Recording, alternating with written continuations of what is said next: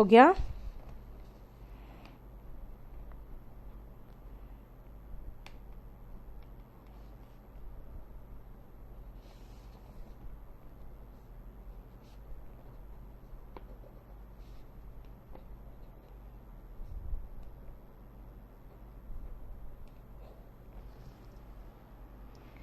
Fifth के fourth part में mistake है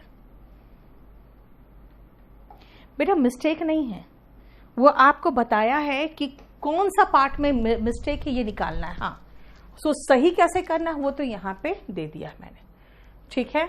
अब ये देखो सारा भी तो वही है यार, कुछ भी नया नहीं है।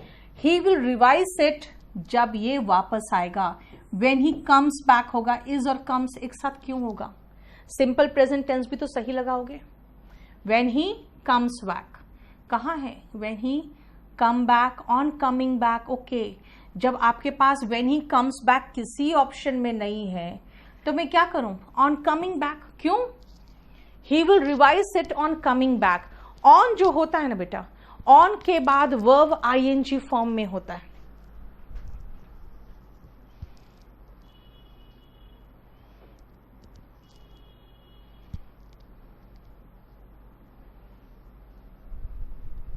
क्लियर?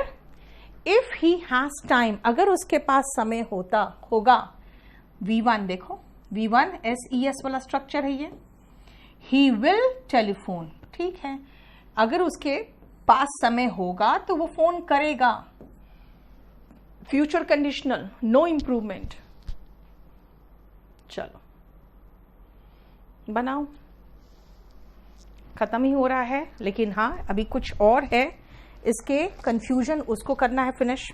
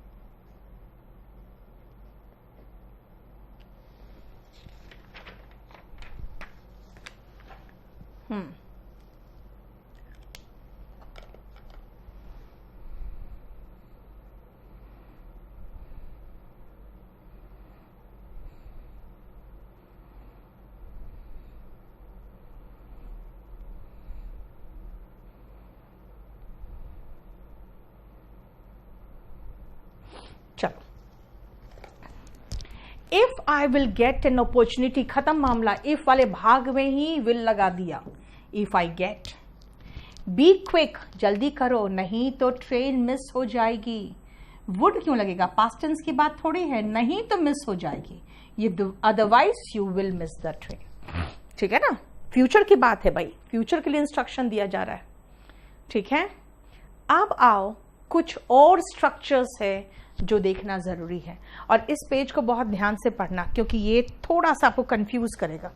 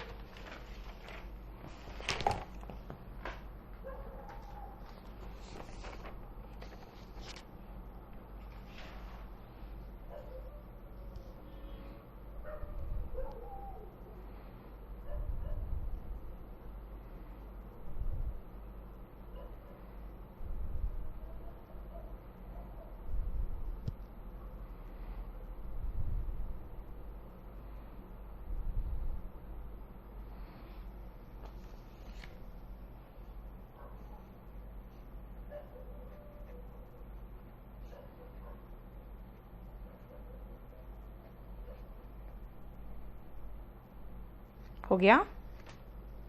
चलो देखो ध्यान से, कहोगे ये स्ट्रक्चर कैसा है भाई? अगर आप इसका मीनिंग समझने की कोशिश करोगे तो बनेगा बट फॉर योर हेल्प, यानी कि आपके हेल्प के बिना आई वुड हैव फेल्ड, मैं फेल कर गया होता। बट फॉर का मीनिंग क्या निकल रहा है? चलो अगर मैं बट फॉर के जगह पे विदाउट लिख दूं तो काम चलेगा? बिल्कुल चलेगा। बट फॉर के जगह पे विदाउट लगा दूं तो भी तो काम चलेगा। देखो तो, है ना? Clear? But for your help I would have failed, तुम्हारे हेल्प के बिना मैं फेल कर गया होता। But for his timely arrival, इसका मतलब इसका अगर टाइमली अराइवल नहीं हुआ होता, विदाउट हिज टाइमली अराइवल, तो पेशेंट वुड हैव डाइड। आप एक स्ट्रक्चर देखो, बट फॉर का मीनिंग क्या निकल रहा है? विदाउट, और उसके बाद लगा दिया किस चीज के बिना, वो लगा दिया। और सेकेंड भाग वुड हैव प्लस V3 है, जो हम पास्ट कंडीशनल सेंटेंसेस में यूज कर रहे हैं। इसीलिए यहां पे फर्स्ट एक्शन में if plus had plus V3 नहीं है, बट फॉर प्लस जो चीज की बात की जा रही है वो है। देखो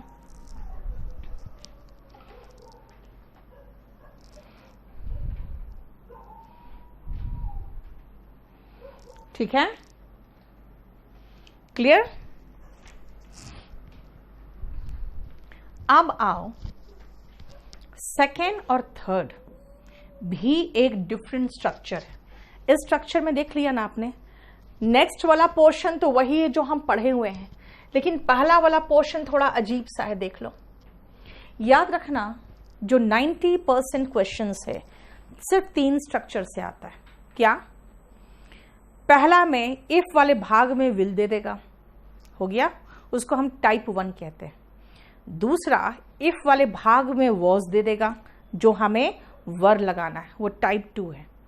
और तीसरा, subject plus had plus V3 इधर दिखेगा तो उधर subject plus would have plus V3 लगाएंगे, और अगर इधर सब्जेक्ट प्लस V2 दिखा वॉज को छोड़कर तो हम आगे वुड प्लस वर्ब का बेस फॉर्म लगाएंगे। यही 3 स्ट्रक्चर है जिससे क्वेश्चंस आते हैं। बाकी ये सब तो मैंने मैंने कहा ना 1% जो क्वेश्चन बच जाता है ना, वो अब मैं वहां पे पहुंच गई। इससे देखा जाए तो कंडीशनल सेंटेंस का मेन पोर्शन तो खत्म हो गया। टाइप्स होता है ना यार।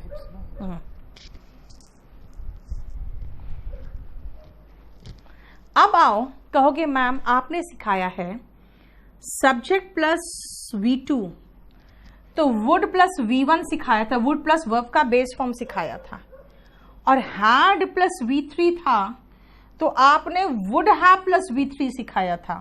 आपने तो इसका उल्टा बिठा दिया, इसका उल्टा बिठा दिया। ये क्या कर दिया? जहां पे सब्जेक्ट प्लस V2 था वहां वुड प्लस वर्ब का बेस फॉर्म था, जहां पे हैड प्लस V3 था वहां वुड हैव प्लस V3 था। ये दोनों तो सेंटेंस आपने खिचड़ी पका दिया। अभी तक खुद आपने कहा मुझे कि 3 स्ट्रक्चर याद रखना है। इफ वाले भाग में विल नहीं आएगा, एक ये याद रखना है। फिर इफ वाले भाग में कोई भी V2 आ जाए वॉस नहीं आएगा, ये याद रखना है। फिर आपने कहा है कि इफ वाले भाग में सब्जेक्ट प्लस V2 हो वॉस को छोड़कर, तो आगे subject plus would plus verb का बेस फॉर्म होना चाहिए। और अगर इधर इफ वाले भाग में हैड प्लस V3 हो तो नेक्स्ट भाग में वुड हैव प्लस V3 होना चाहिए। बस यही तो है जहां से 99% क्वेश्चंस आते हैं। फिर आपने ये इसका खिचड़ी पका दिया, इसका इसके साथ होना चाहिए था और इसका इसके साथ होना चाहिए था। ये खिचड़ी क्यों पका है ना? देखो तो,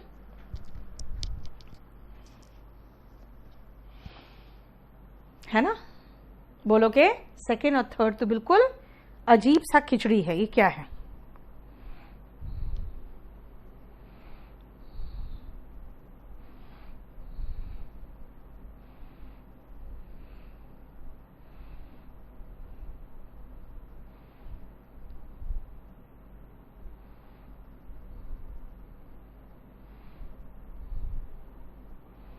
नहीं। अब सुनो क्यों हुआ है, उसको एक्सप्लेन करूंगी मैं। जरा पहले इसको देखो फिर एक्सप्लेन करूंगी।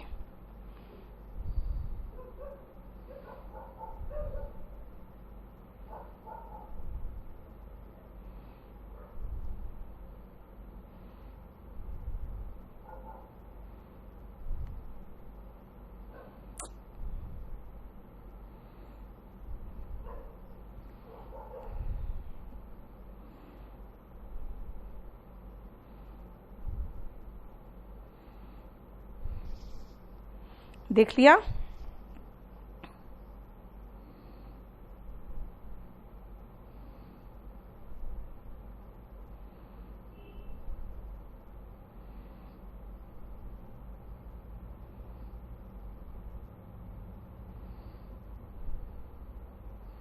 चलो देखो ध्यान से, सुनो ध्यान से देखना। मान लो, पहले ध्यान से सुनो क्या मैं बोलना चाह रही हूं। मान लो मैं अमेरिका में रहती हूं और मेरे पास बहुत अच्छा नॉलेज है और सारा क्वालिफिकेशन है, एक्सपीरियंस ज़्यादा है, और मैं कहीं गई इंटरव्यू के लिए और वापस आई हूं और मैंने बताया मुझे तो नौकरी नहीं मिली। लोग पूछेंगे क्यों नहीं मिली, क्या हो गया, क्या तुम्हारे पास एक्सपीरियंस की कमी थी, तुमसे ज़्यादा एक्सपीरियंस कोई पहुंच गई थी क्या? तो मैं कहूँगी यार अमेरिका में रेसिज्म बहुत है, यहाँ नस्लवाद बहुत है। अगर मैं अंग्रेज होती ना तो मुझे ये नौकरी मिल गई होती। एक बात बताओ, क्या कहा मैंने? अगर मैं अंग्रेज होती, मतलब जैसे कई जनरल कैटेगरी वाले भी यहाँ यही कहते हैं कि अगर मैं रिजर्व कैटेगरी का होता। कब की बात कर रहा है वो? प्रेजेंट की। मतलब वो अंग्रेज नहीं है, वो रिजर्व कैटेगरी का नहीं है, रिजल्ट निकल चुका है, उसे नौकरी नहीं मिली है, तो कह रहा मुझे नौकरी मिल गई होती। एक बात बताओ, ये जो मैं अंग्रेज होती वो कब की बात है? बोलोगे मैम प्रेजेंट है, और प्रेजेंट इमेजिनेशन है ना? प्रेजेंट इमेजिनेशन के लिए मैंने क्या लगाने बोला था आपको? सब्जेक्ट प्लस वर्ब का सेकेंड फॉर्म, और वो भी वॉज नहीं वर। Right, clear? नौकरी कब नहीं मिली भाई? रिजल्ट निकल चुका है, नाम आपका नहीं है, तो कहोगे मुझे ये नौकरी मिल गया होता। कब? पास्ट में। आप अपना कंडीशन बता रहे हो प्रेजेंट का और रिजल्ट बता रहे हो पास्ट का। जो नौकरी गवा के घर आए हैं मैं उसकी बात कर रही हूं, यानी कि वो प्रेजेंट इमेजिनेशन मेरा नस्ल की बात है। लेकिन जो पास्ट अनफुलफिल्ड एक्शन है वो ये है कि मुझे ये नौकरी मिल गई होती लेकिन नहीं मिली है। ये पास्ट में अनफुलफिल्ड रह गया, मुझे नहीं मिली। देख रहे हो क्या है ये?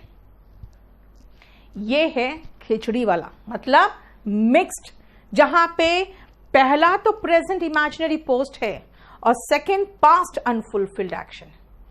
प्रेजेंट इमेजिनरी पोस्ट है और पास्ट अनफुलफिल्ड एक्शन है। देखो तो जरा, ठीक है?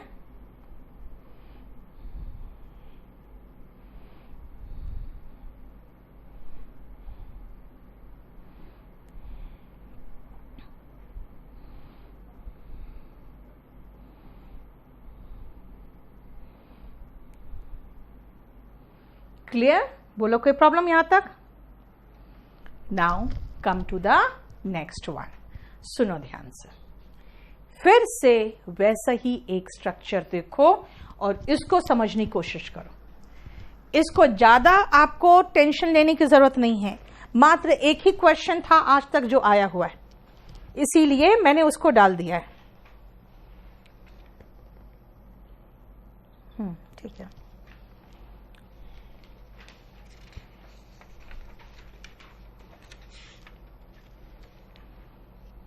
इसको देखो, ये भी समझा दूं मैं।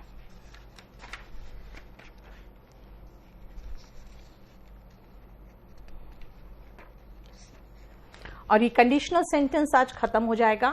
कोई जरूरी नहीं है पूनम, जानते हो ये बस आया हुआ है तो वो मैंने आपको बता दिया।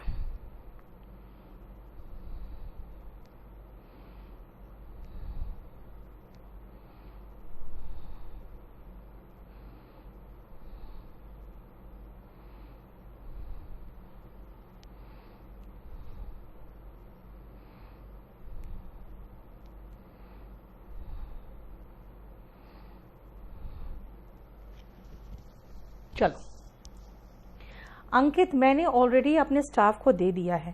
बेटा आप डिटेक्टिंग एरर तो लोड कर दो, वरना मैं ही लेट हो चुकी हूँ। ठीक है, मैं खुद लेट हूँ। अब तुम भी 3 दिन से अभी तक कितने बैच में किए हो? एक भी बैच में नहीं किए हो तुम अभी तक। ठीक है, मैं भी लेट, फिर तुम उसके बाद लेट। चलो सुनो ध्यान से, एक बात बताओ, मैं क्या बोलना चाह रही हूँ, ध्यान से सुनना। मैं आपको ये बोलना चाह रही हूँ कि अगर तुमने मेरी सहायता नहीं की होती, कब?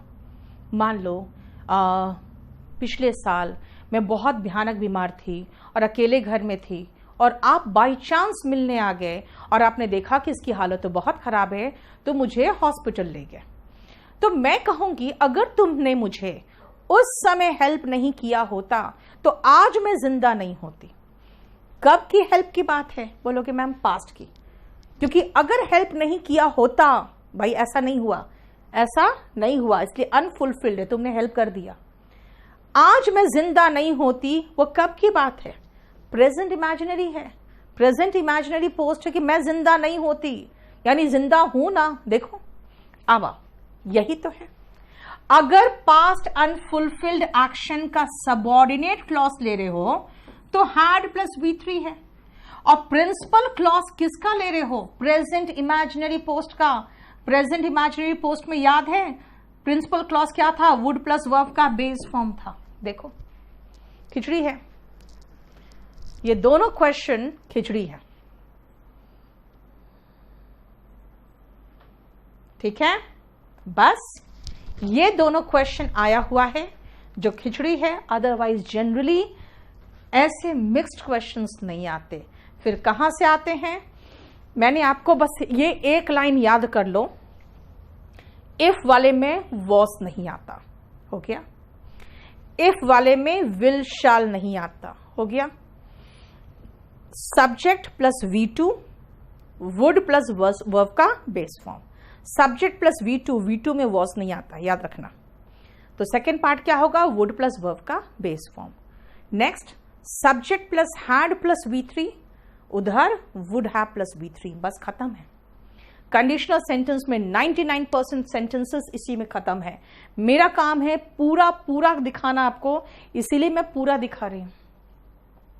क्या बोलना चाह रहा है कि अगर हमारी गाड़ी खराब नहीं हुई होती, पास्ट की बात है, तो हम अभी ऑफिस में होते। ठीक है ना, यानी प्रेजेंट इमेजिनरी कंडीशन है। तो प्रेजेंट इमेजिनरी कंडीशन में क्या था? याद करो तो, इफ प्रेजेंट इमेजिनरी पोजीशन में सब्जेक्ट प्लस V2 था, तो subject plus would plus verb का बेस फॉर्म था। अब यहां पर गाड़ी खराब नहीं हुई होती, पास्ट की बात है, तो यहां पर हमारा subject plus had plus V3 कर दिया, जो अभी सिखाया आपको मैंने कि पास्ट वाले में ये होता है। तो subject plus had plus V3। तो अभी हम ऑफिस में होते, प्रेजेंट का इमेजिनेशन, तो प्रेजेंट का इमेजिनेशन में we would be in our office now, ये होगा। यानी कि आंसर 2 है। देखो बहुत रेयर क्वेश्चन आता है बेटा, इतना रेयर आता है ना, इतना रेयर आता है कि देखो मेरे पास क्वेश्चन ही नहीं था। प्रीवियस क्वेश्चन वो वाला तो कब का आया हुआ था, तो उनको याद भी नहीं था कब का था। अब अगर हाल फिलहाल का देखा तो बस सिर्फ यही मिला, और ये भी क्या मिला? ये भी कुछ नहीं मिला। अगर इसमें देखोगे तो अपने आप खुद सोचोगे पास्ट से शुरू हुआ तो आगे पास्ट ही चलेगा, तो विल में ही मिस्टेक है। वो तो कोई भी बता देगा कि हैड एंड प्लस V3 में विल तो नहीं आता है ना। मेरे पास क्वेश्चन ही नहीं था। देखो अब ये एक लास्ट स्ट्रक्चर है, इसको देख लो तो पहले फटाफट।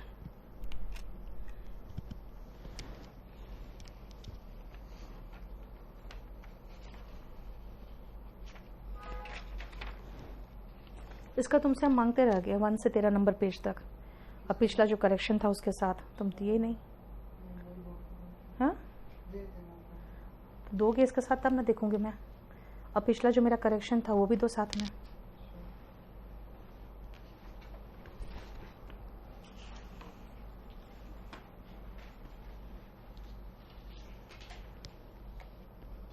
बेटा आंसर में विल नहीं है, आंसर में वो बोला है कि आपका मिस्टेक कहाँ है, तो टू में है।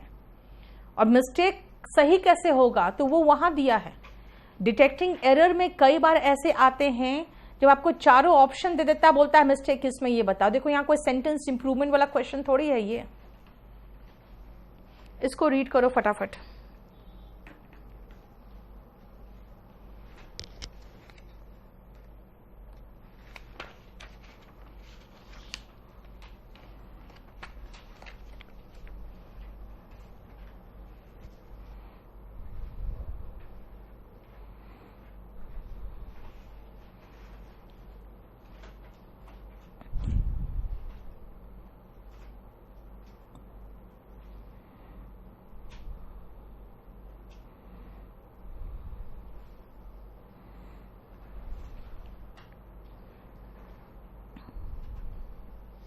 चलो शुरू करें। जरा ध्यान से देखो इस सेंटेंसेस को। I will go to office, मैं ऑफिस जाऊंगी। After I have finished the household chores, घर के सारे काम खत्म करने के बाद, जब मैं काम खत्म कर चुकी होंगी। We will come to know the truth, हमें सच की जानकारी होगी।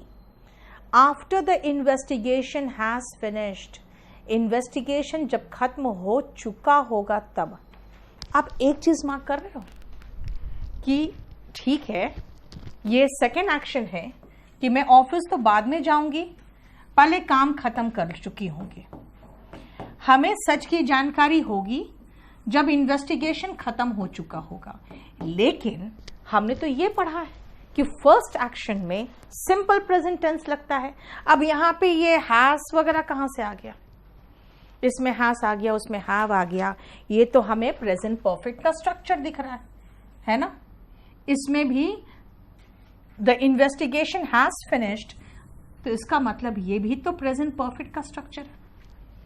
क्यों है प्रेजेंट परफेक्ट का स्ट्रक्चर? द इन्वेस्टिगेशन फिनिशेस होना चाहिए था। After I finish the household chores होना चाहिए था, घर का काम खत्म करने के बाद। लेकिन ये प्रेजेंट परफेक्ट क्यों लगा दिया है, जबकि अभी तक पढ़े हैं कि फर्स्ट एक्शन में सिंपल प्रेजेंट टेंस होना चाहिए। प्रेजेंट परफेक्ट टेंस क्यों लगा दिया है? ध्यान से सुनना। चोर्स का मतलब काम होता है बेटा, घर का काम। कई बार फर्स्ट एक्शन के पूरा हो जाने पर जोर होता है, कई बार फर्स्ट एक्शन के पूर्ण होने पर जोर होता है।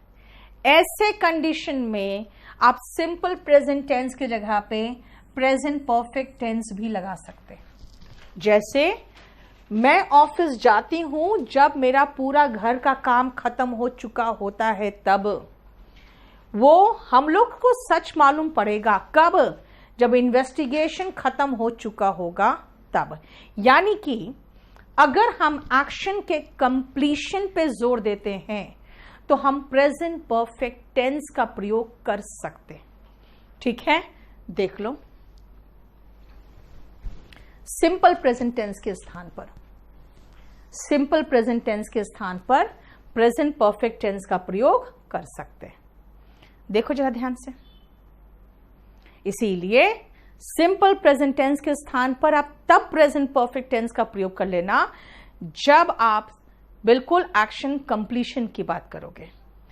After the letter reached me I shall know the result. नहीं भाई, लेटर मिलने के बाद मुझे रिजल्ट मालूम पड़ेगा।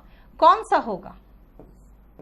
आप कहोगे मैम पहला भी हो सकता है। पहला तो तब होगा ना यार जब रीचेस होगा, तो सिंपल प्रेजेंट टेंस होगा। तो आप कहोगे अगर रीचेस हुआ तो कौन सा बेहतर होगा? तो बेटा दोनों में से कोई एक ही देगा, दोनों तो नहीं दे देगा।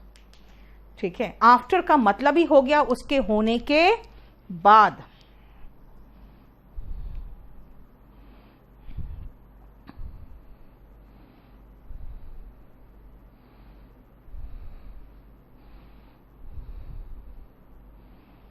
ठीक है,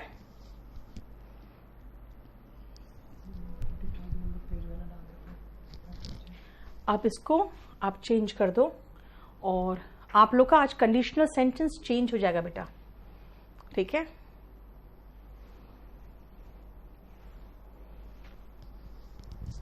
लेकिन अभी रुक जाओ, आज रुक जाओ, अभी हम थोड़ा सा इसमें और इम्प्रूवमेंट किए हैं ना, वो लगा देना।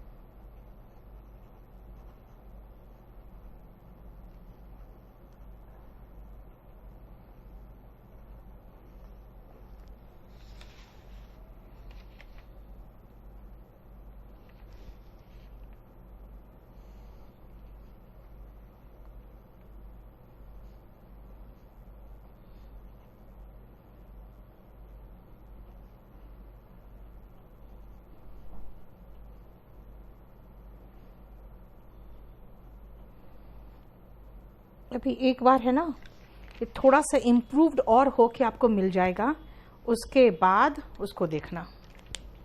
मिल गया तो इसका हमको 15 पेज तो निकाल के दे दोगे ना फिर? नहीं, हमको चाहिए फिर से।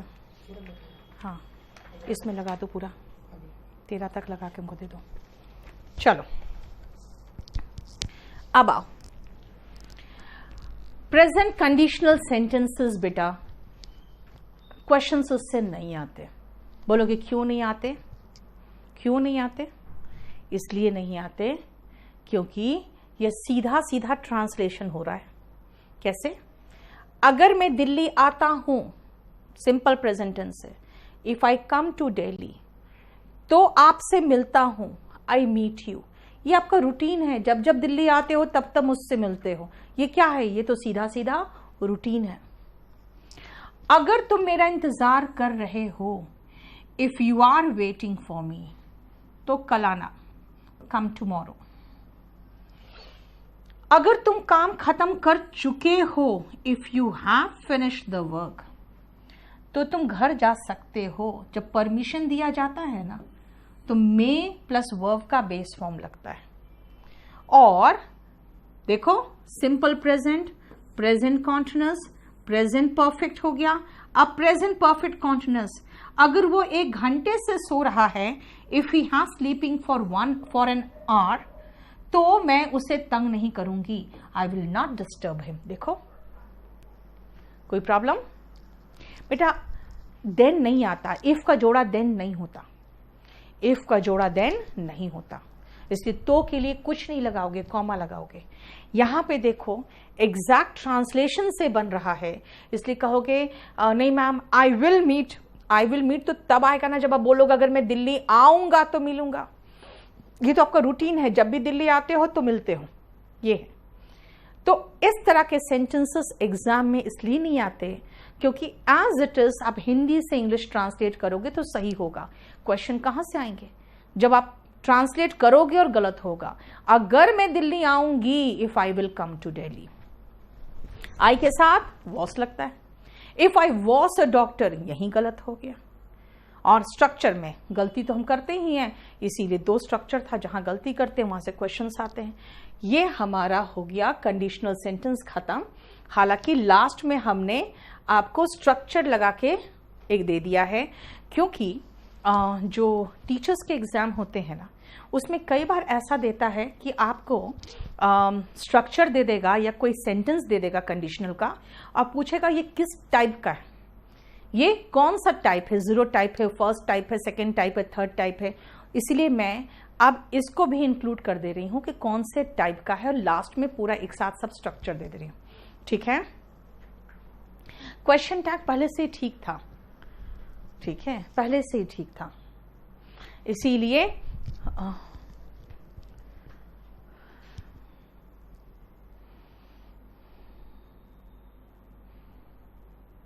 ठीक है, इसीलिए उसमें कोई इश्यू नहीं था। अच्छा, हम लोग वोकैब में कहां थे देखो तुम, हम लोग वोकैब में कहां थे, एक बार चेक कर लो तो बेटा।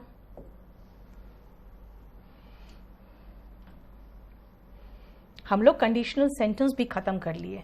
अब नेक्स्ट क्लास में याद रखना हम लोग पढ़ेंगे, अब बड़ा चैप्टर आएगा बेटा, अब थोड़ा बड़ा चैप्टर आएगा, that is subject verb agreement आएगा। जानते हो आपका जो बैच है ना, इसमें 1-2 चैप्टर छोड़ दिया जाए तो चैप्टर्स अराउंड 3-4 बार इम्प्रूव होके मिल रहे हैं, इसलिए आप में ज़्यादा प्रॉब्लम नहीं होगा आपके बैच में। ठीक है, आपके बैच में प्रॉब्लम नहीं है।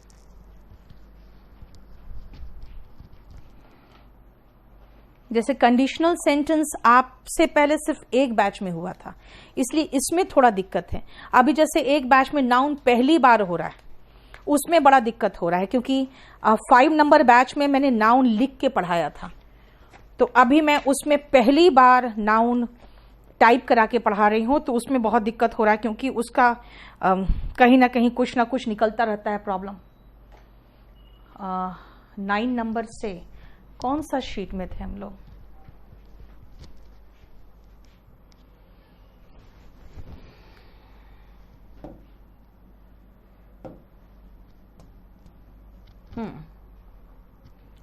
चलो हम लोग अब आ गए पैंडेमिक,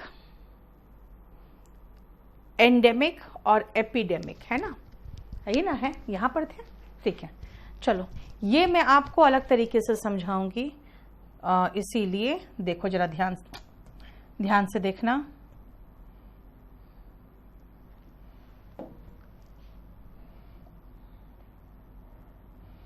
इसलिए यहीं पर रोका था आपको मैंने, पैंडेमिक में, है ना, पैंडेमिक में ही रोका था मैंने। ठीक है, चलो ध्यान से सुनना।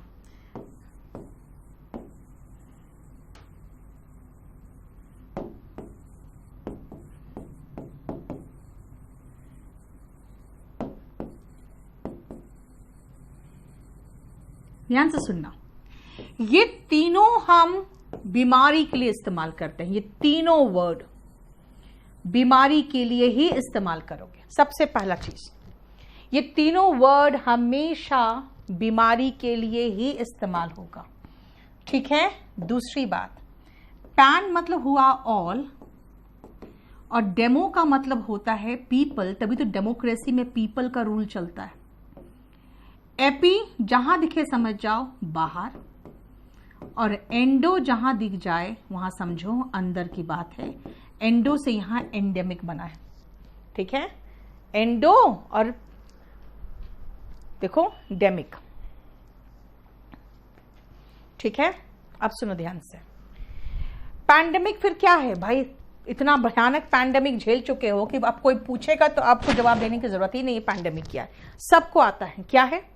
ऐसी बीमारी जो सभी को हो सकती है, a disease that can affect or infect everyone, everywhere, throughout the world, every country, चाहे किसी जेंडर का हो, किसी रेस का हो, किसी कंट्री का हो, किसी धर्म का, कोई फर्क नहीं पड़ता, वो सबको वो अपने लपेटे में ले सकता है। That is pandemic. Okay fine, तो व्हाट इज एपिडेमिक? एपिडेमिक भाई, एक घर में, गांव के एक घर में किसी को हैजा हुआ, पानी से फैलता है, नदी में जाके वो नहा लिया, उसी का पानी दूसरे लोगों ने पिया, पूरे गांव में फैल गया। सो एपी का मतलब होता है घर से बाहर निकल के या उस गांव से बाहर निकल के वो पूरा पूरा कंप्लीट बाहर फैल जाए, उसको कहते हैं महामारी, वो एपिडेमिक होता है। जनरली कॉलरा होता था, उसके बाद फिर चेचक की बीमारी जो पहले होती थी, है ना, चिकन पॉक्स जिसको कहते हैं, है ना, तो ये पूरे शहर को हो जाता था, क्योंकि छोटा शहर होता था, लोग एक दूसरे से मिलते थे, पता ही नहीं था कि भाई ये टच से फैलता है, ये पानी से फैलता है, ये तो हवा से फैलता है, तो पूरे जगह को अपने लपेटे में ले लेता था। तब उसको महामारी का नाम दिया जाता था, जो एपिडेमिक था। ठीक है, अब एंडेमिक क्या है? कुछ बीमारियां देखोगे आप पाओगे कोई अलग एक, जैसे अफ्रीका को कोई ट्राइब है, बस वहीं पर है। एक बीमारी है जो सिर्फ एक तरह का फ्लाई है, जिसको सेट्सी फ्लाई कहते हैं, हालांकि टीसी ही लोग लिख देते हैं, तो लोग टीसी फ्लाई बोल देते हैं, उसको सेट्सी फ्लाई बोलते हैं। उसी फ्लाई से वो बीमारी फैलता है, तो वो सिर्फ एक जगह पे, एक रीजन में ही वो बीमारी दिखेगा।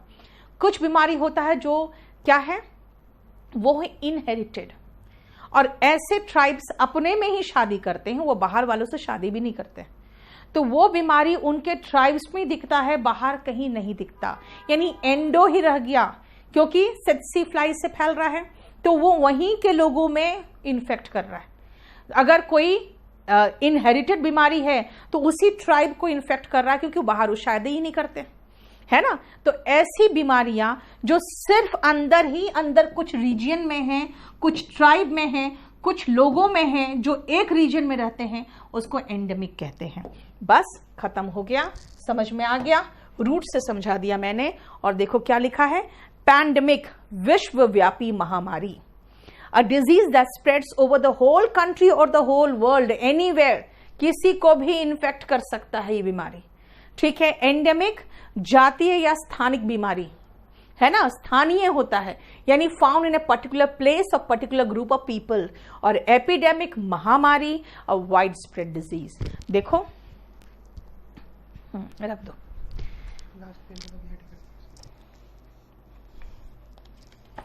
क्लियर? देखो किसी तरह का कोई इश्यू बताओ।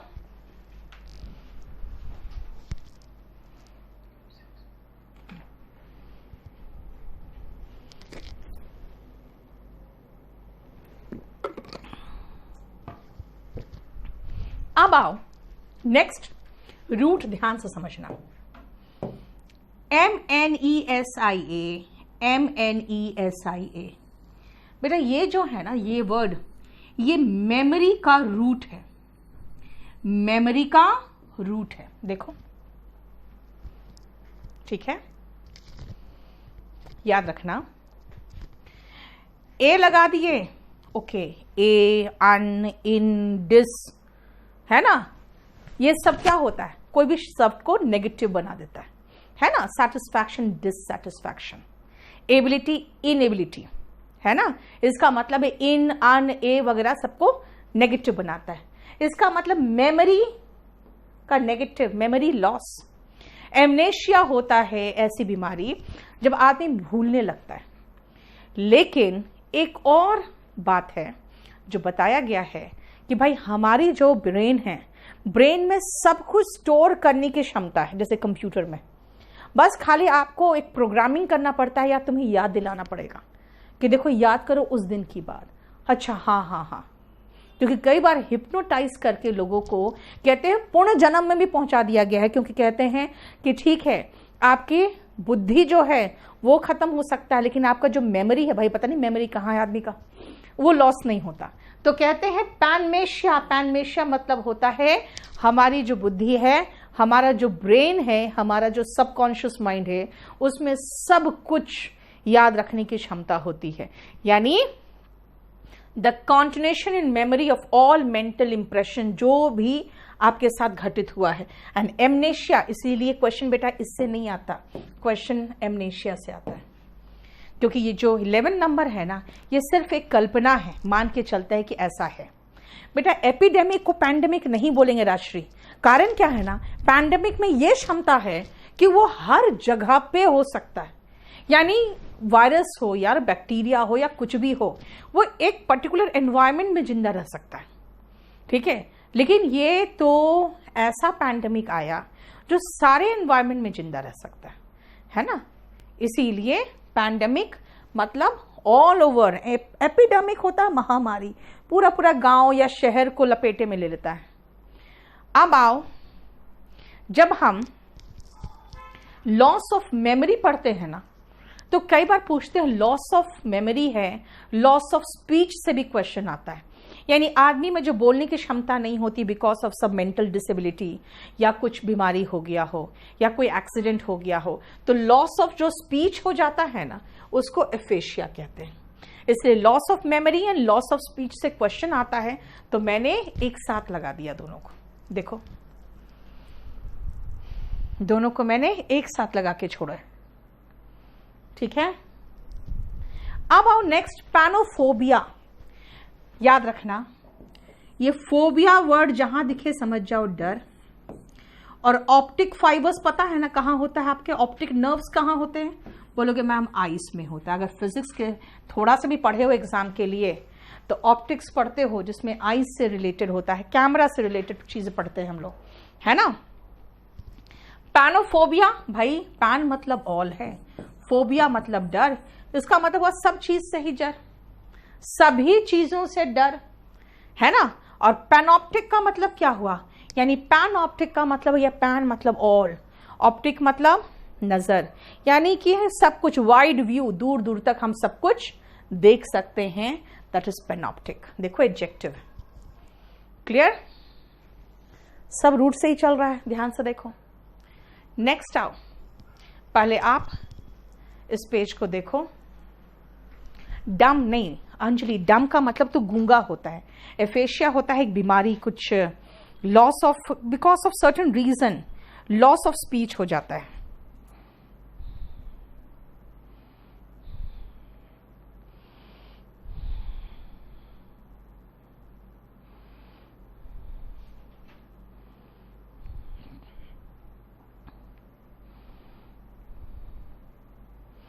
कल का क्लास अभी तक लोड नहीं हुआ है क्या?